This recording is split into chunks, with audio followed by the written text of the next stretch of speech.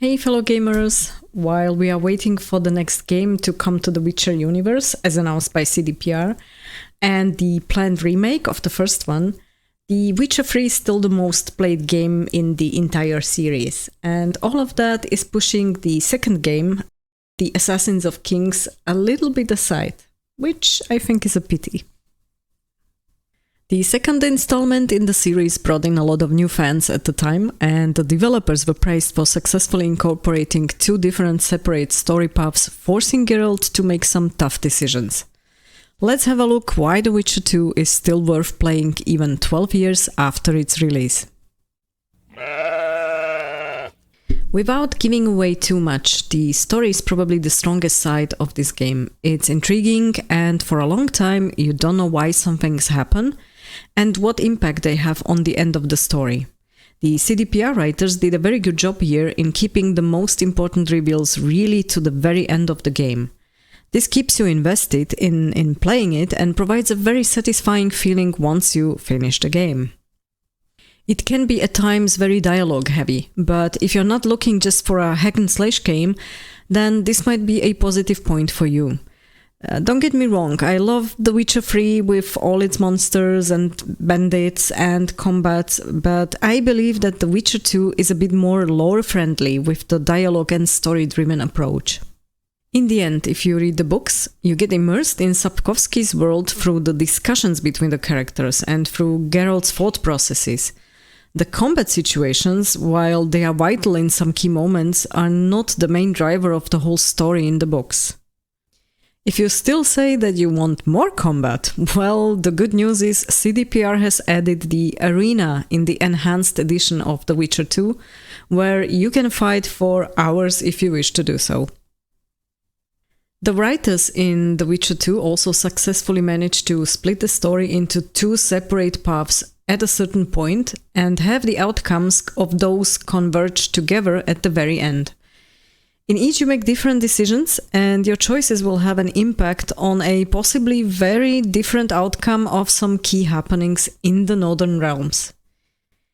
The end of Chapter 1 will lead you into this major decision, and just like in real life, you'll only come to realize the full extent of its impact much later, once the decision was already done. Kudos to the developers for this. They've really managed to intertwine all your, or Geralt's, decisions flawlessly into the game, no matter which path you choose. Just as we used to from the books and the other Witcher games, Geralt cannot so often remain neutral as he would wish to. The circumstances will demand he technically chooses a side, and of course, sometimes it will backfire onto Geralt. What I found also great is that some of these decisions are timed, so you only have a limited amount of time to choose the option you want. If you don't, the game will simply make a choice instead of you, and trust me, that's often not what you want. So be ready for this kind of surprises and for a few quick time events. The split into two separate paths also gives the player a great option to replay the game again and have a completely new and different experience. Honestly, I wish there would be more games like this today. The game is, contrary to The Witcher 3, not an open world, but it might fit those players who don't want to roam around too much and who are interested in the story rather than the exploration. If you've only played The Witcher 3, then here you'll get to see how Vernon Roach and Geralt actually met and get a lot of the background that is often mentioned later in The Witcher 3. Most side quests are relevant to the main story, which gives you an even better immersion.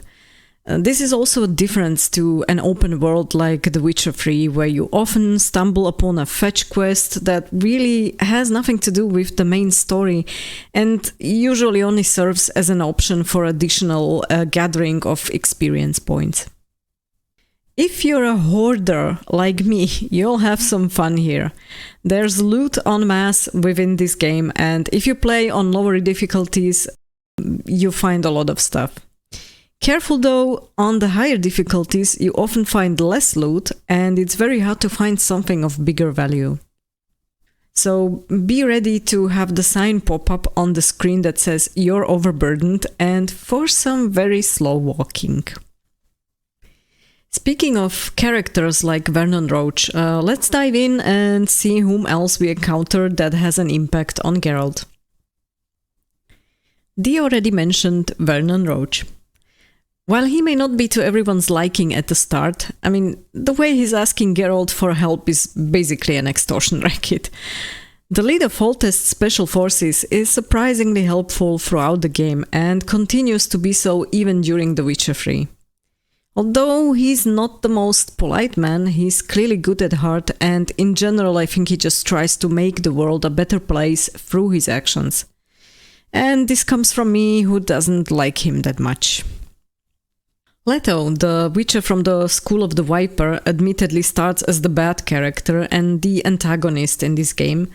But as with most characters in a Witcher universe, nobody is just good or evil, and there are some redeeming qualities that you will discover as the game progresses towards its end. The final dialogue Geralt has with Leto is important to understand the connection between the two Witchers, and I really suggest you go through it in its entirety, even though it may seem long, because it reveals information which is important also to the Witcher 3 storyline. Triss Merigold.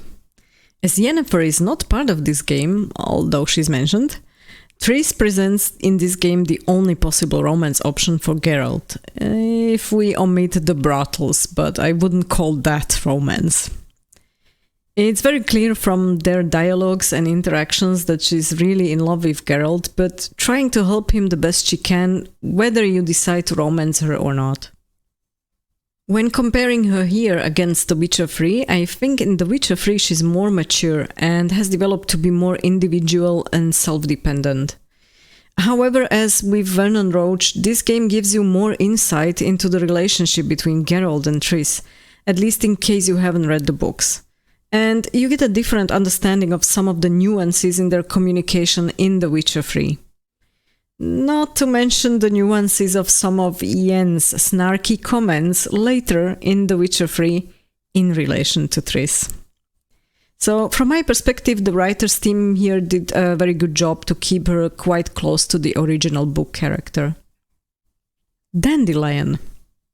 What can I say about the bard you already don't know? He's for a portion of the game Geralt's travel companion, and the overall game's narrative is done in Dandelion's voice, so you'll hear a brief summary from him after each chapter in the game. I'll be honest, I prefer Dandelion's look from The Witcher 2 rather than the one from Witcher 3. The attire, for example, he's wearing in The Witcher 3 is, let's call it pompous, and sometimes looks even ridiculous. The one he's having in The Witcher 2 is more suited to travel and to everyday situations, just like we would know him from Sapkowski's books. And the first meeting you have with Dandelion in this game is, I think, the best summary of who and how he is. And why Geralt keeps saying that he has to save him. Repeatedly. Mostly from himself. Iorveth and his Scoia'tael. Sadly, Iorveth did not appear again in The Witcher 3, and so if you haven't played the second game, you might not understand why so many fans were frustrated with him missing in the third game. The commander of the Scoia'tael is a charismatic character with a unique look and some unique views. There's an interesting dialogue option with him in Chapter 2, should you choose to go to the town of Vergen. But more on that and his character in my next video, which I also link at the end of this one. This character was, I believe, a truly great addition to the game by CD PR, while still being consistent with the overall book lore and providing more insight into the elven agenda in the Northern Realms. On a very personal note, it's my subjective observation. In general, what I really disliked on this game is the look of some of the NPC elves. They're supposed to be based on the book lore, absolutely stunning and beautiful, both male and female. And what we got here in the game are some of the ugliest faces in all three Witcher games. Even comparing the elves to the humans, which I think says a lot. I can't even say that it got better with The Witcher 3. Yeah, the females were fixed, if you will, so they look now truly beautiful. However, the males with their smeared makeup and overdone cheekbones look just as ridiculous as The Witcher 2 NPC elves to me. Just looking at Avalach's cheeks, I wonder if the game devs have been inspired maybe by a certain chocolate. But I digress. By the way, if you like my content so far, I'd be really grateful if you'd hit that subscribe button. It'll help me grow this channel and provide you with more and better content. Thank you. Let's have a look at some general information about the gameplay. There are different mini-games in The Witcher 2, which bring a good variety, and I honestly find the fist fighting here much better than in The Witcher 3, because it's not just monotone mouse clicking, but that's just my personal preference. Aside from the fist fights, you have dice poker and arm wrestling. The arm wrestling can be a bit tricky, but once you figure out how it works, you should be able to win. For PC gamers, you might want to play around with the mouse sensitivity settings for some of the more difficult opponents.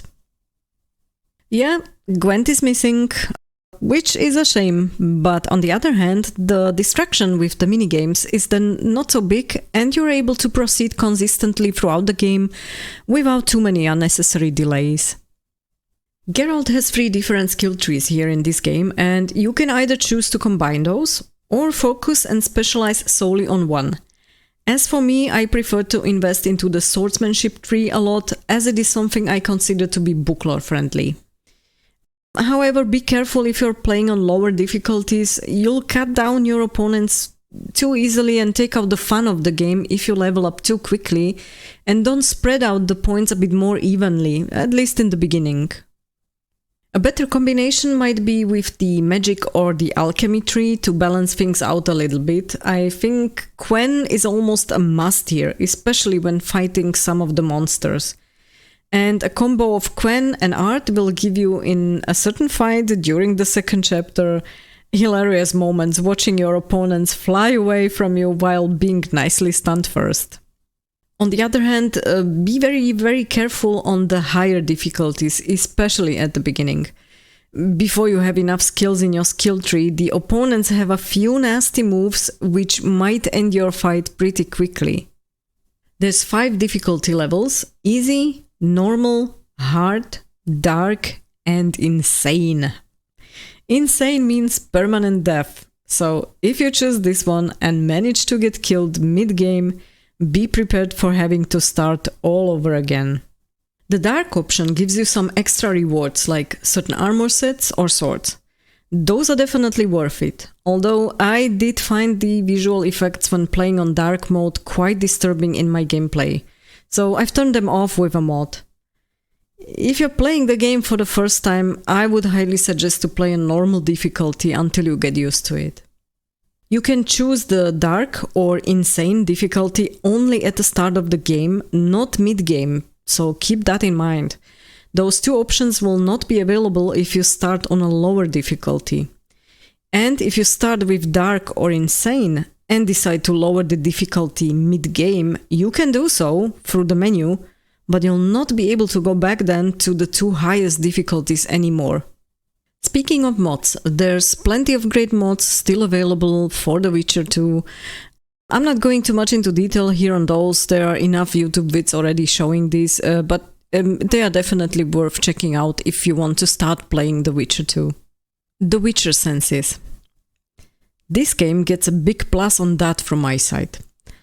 I love the easy one-button push application in The Witcher 2, meaning you just press a Z and all the relevant clues, objects, etc. will be highlighted around Geralt in a certain radius. The halo light around these objects lingers for quite some time, and it's usually sufficient to proceed with some action you need to do. I found this way more user-friendly than having to hold down the mouse button like in The Witcher 3, where the halo disappeared way too soon.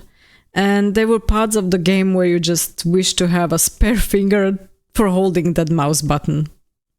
This is a feature I'm really hoping that CDPR would use in the next Witcher game in the Witcher universe, so going back a little bit to the Witcher 2 style compared to the Witcher 3 style.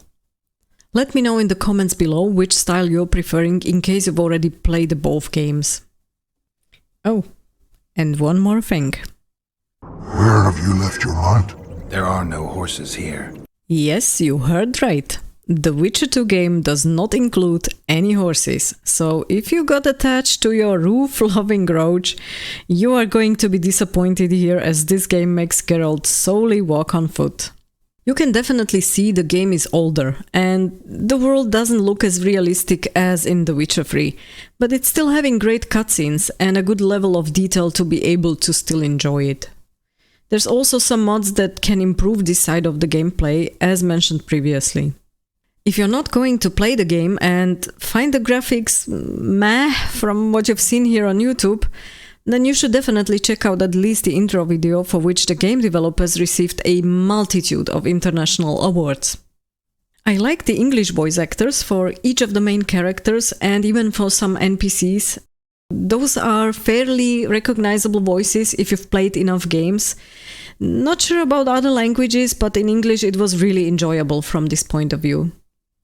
As for the ambient sound, each of the locations has its own characteristic sounds, music, NPC chit-chat, just like the other Witcher games, and it's fun to walk around. The monster sounds and effects were also done very nicely. For me, hearing the stomping feet of the Endregas was a horror on the higher difficulties. Those can be really tough enemies, especially the queens. The music is what makes this one special for me. Both the intro music and also the credit music are earworms which the people still recognize even after years. Kudos here to the composers Adam Skorupa and Krzysztof Jerzynkiewicz. I'm sorry if I butchered the name. To this day I'm listening to the soundtrack as a background music at home and I can only highly recommend it. There's a couple of additional details I'd like to highlight here that might be positive or negative to new players. The game doesn't have fast travel as you might be used to from other games or from the Witcher 3 game. However, as this isn't an open world, the map is in a manageable size and you can use that walking around for some resource gathering, which is especially useful for crafting. This enclosed world also means that you will run into invisible walls on the edges of the world. However, this limitation is also having the upside of not being able to fall down from ledges or from any higher ground. So if the missing fast travel is an issue for you, it might be offset on the positive side with the inability to die just from falling from a very small height. I'm looking here at you, Witcher 3. Make sure to prepare for combat upfront when you're going into boss fights. You need to drink the potions and add the blade oils before the fight, because you won't be able to do that once the fighting begins. Again, this is something I found a bit more realistic and more lore-friendly than the combat and potions usage in The Witcher 3, where you can simply eat a soup in the middle of the fight. Yeah. If you still miss it and get surprised by a fight, then dodging is the key. Make sure to hit your opponent as much as you can and then quickly roll out of the way to avoid any incoming blows. Don't forget to save manually frequently. The game does come with some autosaving, but let me tell you, it's no fun if you rely only on that autosave and once you die you realize you have to replay like the last hour of the game because, well, let's just say the autosaving isn't the greatest feature in this game. To summarize, even if the game has aged a bit and does not have a very big impact on the events of the third Witcher game, sadly, it's definitely still worth playing. The game is very book lore friendly and gives you a lot of details from the Witcher universe if you haven't read the books. You get to meet and love, or hate, many interesting characters. The combat will be fun and the immersive story gives you an additional background for your playthrough of The Witcher 3. By the way, if you decide to play the whole trilogy, you can carry over your saves from The Witcher 1 into Witcher 2, and then from The Witcher 2 into Witcher 3, which is an added bonus, and I think it's an added reason why to play The Witcher 2 even today, if you plan on replaying The Witcher 3. I'd suggest to get the game on GOG, which is Good Old Games, and that's a platform for video games owned directly by CD PROJEKT, where you can get a lot of your games DRM-free, being able to play them also offline. Let me know in the comments if you've played the game and if you think that there's anything else that should be mentioned which I might have forgotten. Also, if you haven't played yet, let me know if you would like to do so and if you have any questions related to anything which I might have mentioned in this video. If you like this vid, you might want to check out my deep dive into one part of the chapter 2 of this game, which Geralt spends in the town of Vergen. Just click on the vid in the following outro. And that's it. Thank you all for watching, stay tuned and game on.